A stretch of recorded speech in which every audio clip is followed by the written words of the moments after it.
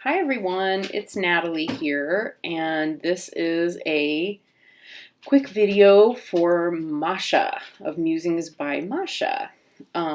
Because Mascha's not familiar with the Tarot of the Spirit, and her favorite card, her birth card, is the Hierophant. And so Mascha, this is the Hierophant from Tarot of the Spirit. And the beauty of this card is in part the painting and in part the description. So I was going to be working with this deck back in April, and then realized that I wasn't quite finished working with the Marielle Tarot yet, and I wanted to have more time to work with this one because the accompanying book is kind of big. The deck is based on the Thoth system, and it's made by US Games, so it's very affordable and very relatively easy to get, which makes it even better. It's kind of an older deck. It's been around since the early 90s. And here's what's like, and in her book, and her book is amazing, she has like a 6-7 page description of each of the cards. So I'll read some of the highlights of the card and tell you a little bit about my experience of getting that particular card, and then I'll walk you through a little bit of the deck because it's really beautiful. So the Hierophant is the inner teacher. He's the message of the higher self, or the perception of higher consciousness. This is because he's the direct reflection of pure spiritual being. To perceive his existence within the self is to understand the glory of living in the light. The Hierophant is the revelation of the inner voice, or the flash of insight that comes when least expected. He is the inner nudge or direct first-hand experience, be it intellectual, spiritual, emotional, or physical, that guides you on your path through life. This flash, which lets you know what you should be doing, may come in the form of a twinge in the stomach, a tightening of the throat, a pang in the heart. It may come in the form of a sudden, unexpected surge of joy, or a tear that leaps to the eye. The Hierophant is speaking to you when you're thinking, "Hey, I love this place," or "How am I going to get out of here?" The message of the Hierophant does not usually come in the form of words or complete thoughts, but rather like a deep hearing or a vague amorphous or visceral feeling. You may know the message when, for example, you experience a sense of discomfort in a situation which you previously found pleasurable. This is the Hierophant speaking to you. You're hearing the words of your higher consciousness or higher self. You recognize the guidance of the Hierophant as the truth because it has a ring of eternity. It feels like the truth. Through the Hierophant, you tap into a deep space of self, which is connected to your own immortality. Thus, the Hierophant is a bridge between your outer experience and the way this experience is illuminated on the deepest inner level. When you tune into the messages of the Hierophant, you are tuning into the primal will of the universe. You are hearing your spiritual self, but in its realized form. You are a human being, containing the life force of spirit, residing on the planet Earth in a physical body. You must accept this structure and work with it. And it goes on and on and on. I just read where am I? I read can't see from my camera.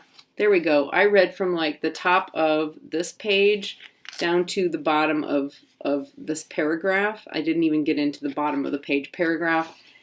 The previous page, the next 2 pages, there's a lot, and it's really, really beautifully written. Let's see, I wonder if there's something else in here that I wanted to show. Yeah, no, I mean, most of the rest of it, let's see, there's a really good paragraph here. So she says the Hierophant, this is right at the very end.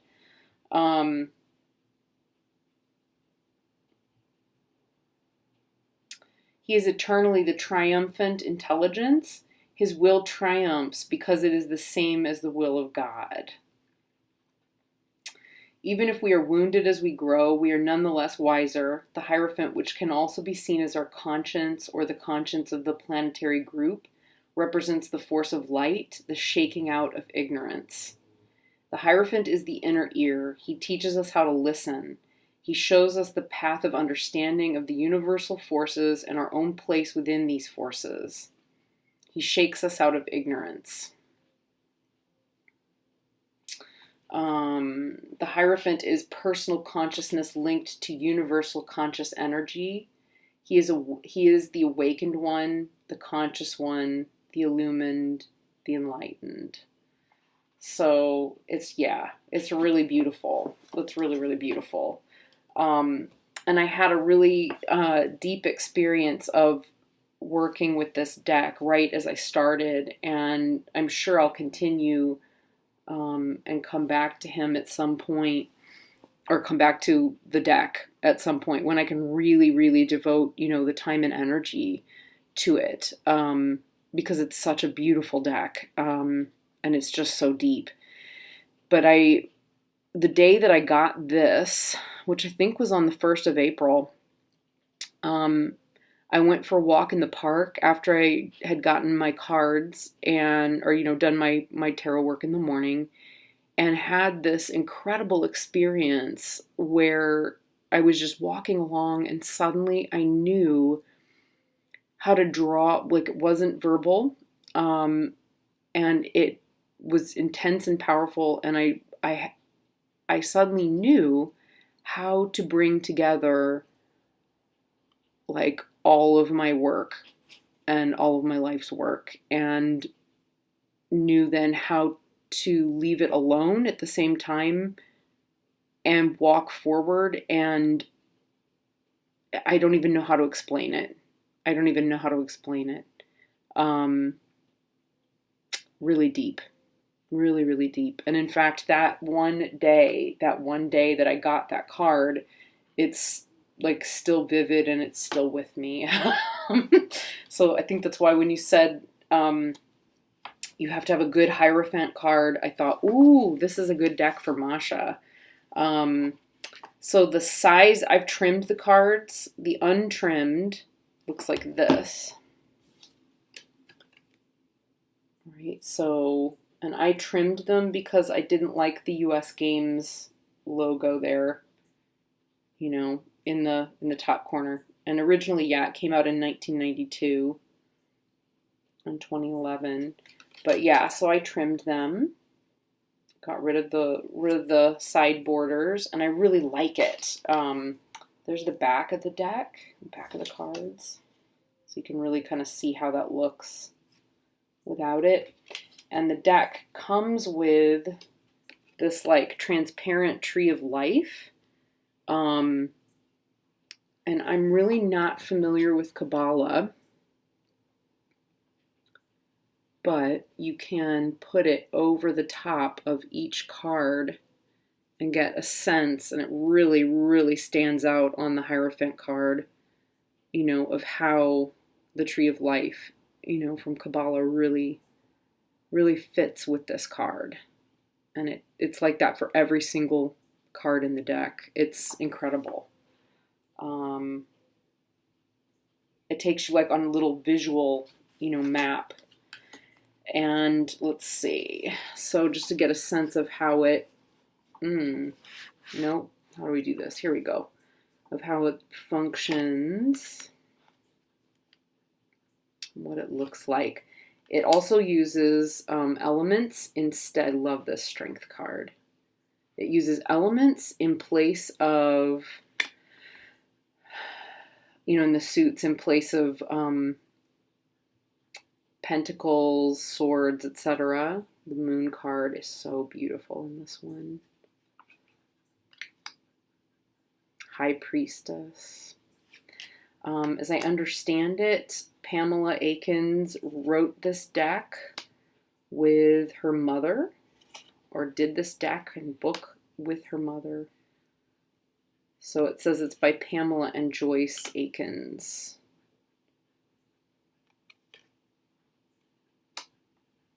Uses a lot of rainbow imagery throughout the card, which I really love. There's our Fool, and the Fool is going from, you know, the world. He's traversing the abyss. He's going on his spiritual journey in this deck. Sister Fire. So Sister Fire is Page of Wands. There's our Tower. The Tower has a really cool corresponding card, so I'll keep this one aside for a minute. Eight of Water, that's Cups. There's our Magician. So the keywords are similar to the Thoth deck, but they're not the Thoth.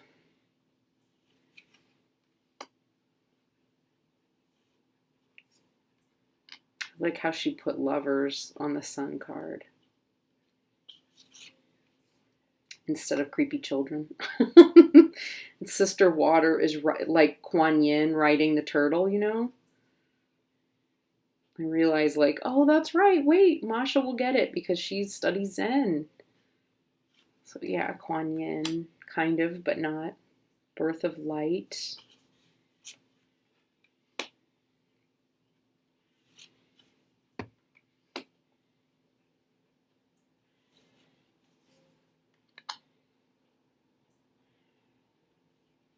I'm almost at a point where I feel like I'm ready to dive into this one. Because I feel like the Marielle has helped me it's helped me integrate like Marseille style decks with RWS. I don't know if that makes any sense. Sacred Chord. Beautiful Temperance card. Fire and Water. Oh, that Empress. With an eagle. And the Mother Water. She kind of looks a little bit like a keyhole and a little bit like the Buddha. So that's really the Queen of Cups there. Three of Water.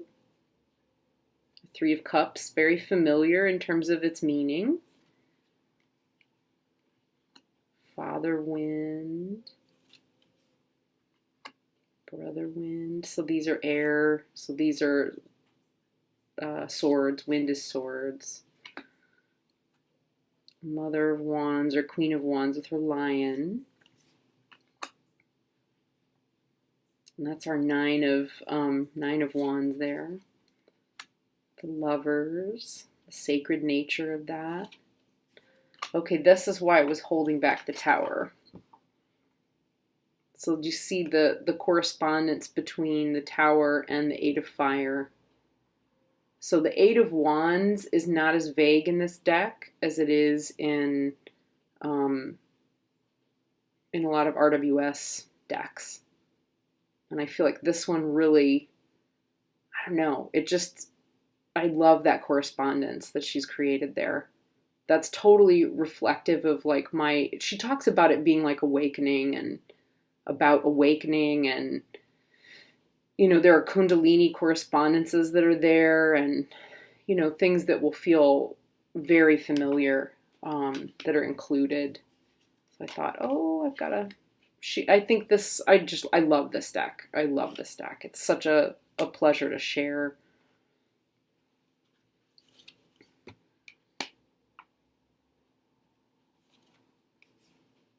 So Sister Earth is the one that she keeps on her cover. And it used to be the cover of the first edition of the, you know, on the box. And now it's the Magician.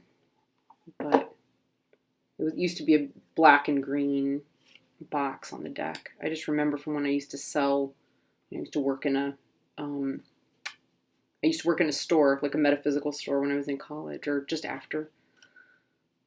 Karma. So this is Justice.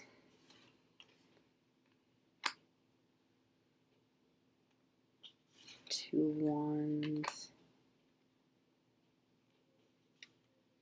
King of Pentacles there. Love this Two of Earth.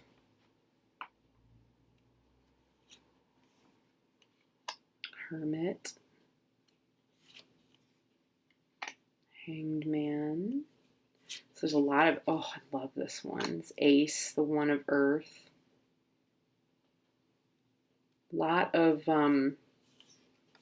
esoteric Kabbalah kind of correspondences in this deck. The Wheel. Look, there's Fortuna.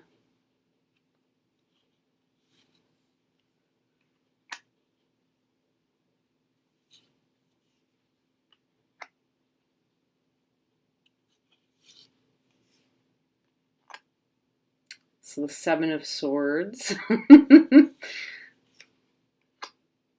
Six of Swords. Oh, the swords might be in order a little bit because of my study of swords here that's been ongoing.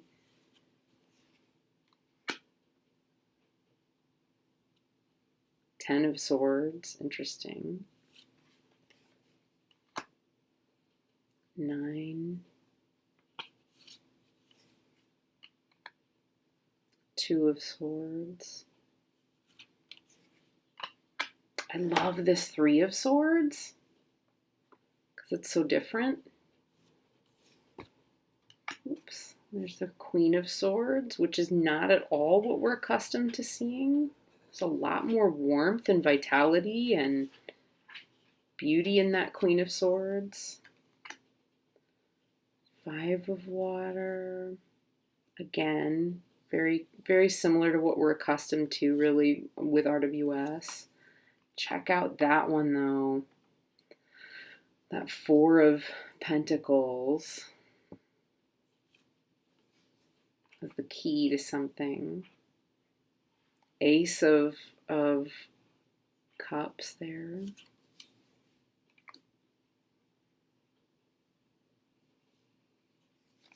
The Emperor. Always that eagle that's there, like on his boot. So interesting. 3.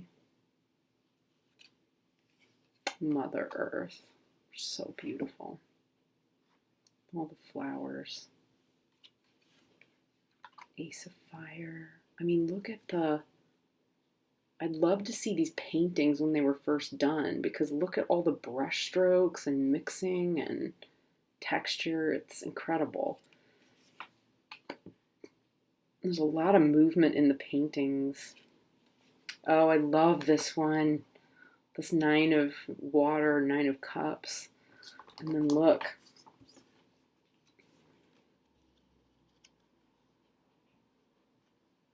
It already, like, fits. It's got the trees already built in. 10. King of Cups.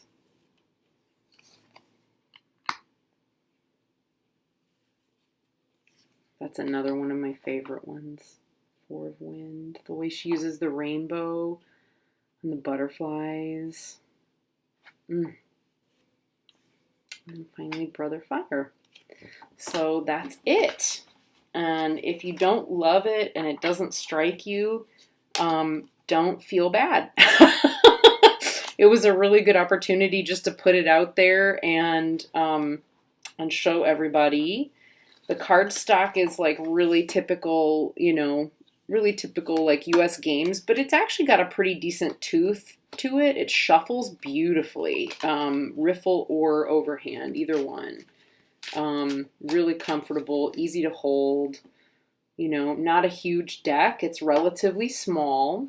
Certainly doing the trimming, you know, in terms of size, made it a lot easier to work with. So, you know, it's not bad at all. I would say it's close to being like a standard tarot size.